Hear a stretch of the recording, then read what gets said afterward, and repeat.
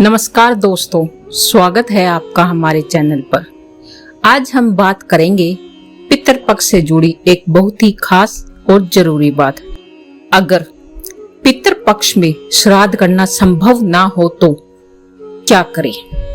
पितृपक्ष वह समय है जब हम अपने पूर्वजों, अपने पितरों को याद करते हैं और उन्हें श्रद्धांजलि अर्पित करते हैं। परंतु कई बार परिस्थितियां ऐसी होती है कि परिवार या व्यक्ति श्राद्ध विधि से नहीं कर पाता। ऐसे में लोग चिंतित हो जाते हैं कि कहीं पूर्वज नाराज ना हो जाए।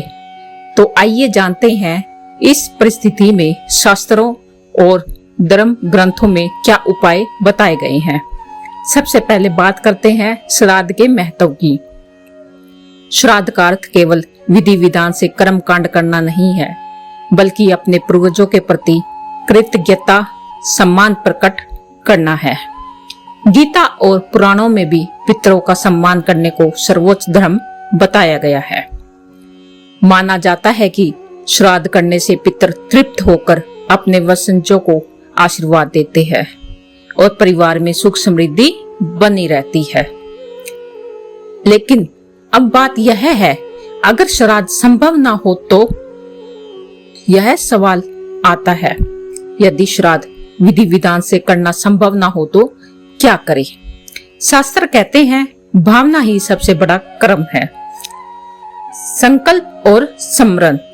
अगर आप विधिवत श्राद्ध नहीं कर सकते तो एक लोटा जल लेकर अपने पितरों का स्मरण कर उनको याद करके संकल्प ले, हे पितरों, आज मैं आपको श्रद्धा से याद कर रहा हूँ, कृपया आशीर्वाद दे।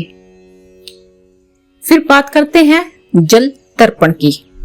किसी भी नदी, तालाब या घर के आंगन में ही पीपल या फिर तुलसी के नीचे जल अर्पित आप कर सकते हैं।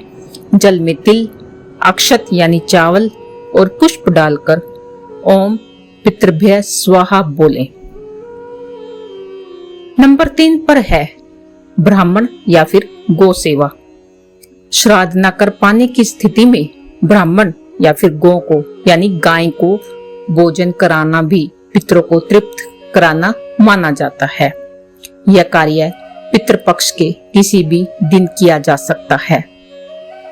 चौथे नंबर पर है दान। जरूरतमंद व्यक्ति को भोजन, वस्त्र, अन्न दान करना सबसे सरल उपाय है। शास्त्रों में कहा गया है कि दान से पितर प्रसन्न होते हैं। साधारण भोजन 5वें नंबर पर। यदि पूजा पाठ भी संभव ना हो तो उस दिन परिवार साधारण भोजन करे, अनावश्यक तामझाम से बचे। सिर्फ अपने पितरों को मन ही मन याद करना भी बहुत बड़ा पुण्य है।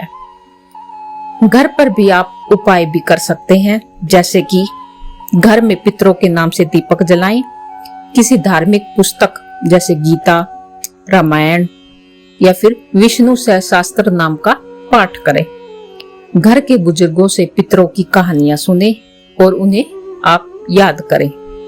छोटे बच्चों को पूर्वजों की परंपरा और संस्कारों से जरूर जोड़ें। अब बात करते हैं शास्त्रों का क्या दृष्टिकोण है इसको लेके। धर्मशास्त्र कहते हैं कि यदि श्राद्ध करना संभव ना हो तो केवल जल अर्पण और पितरों का स्मरण करना भी पर्याप्त होता है। पितर हमारे मन और श्रद्धा को देखते हैं कि आपका मन कितना पवित्र है और किस श्रद्धा से आप कर रहे हैं, ना कि केवल विधि विधान कि आपने पूरे विधि विधान से किया हो। इसलिए यदि आप सच्चे मन से अपने पूर्वजों को याद करते हैं तो वे अवश्य ही प्रसन्न होते हैं।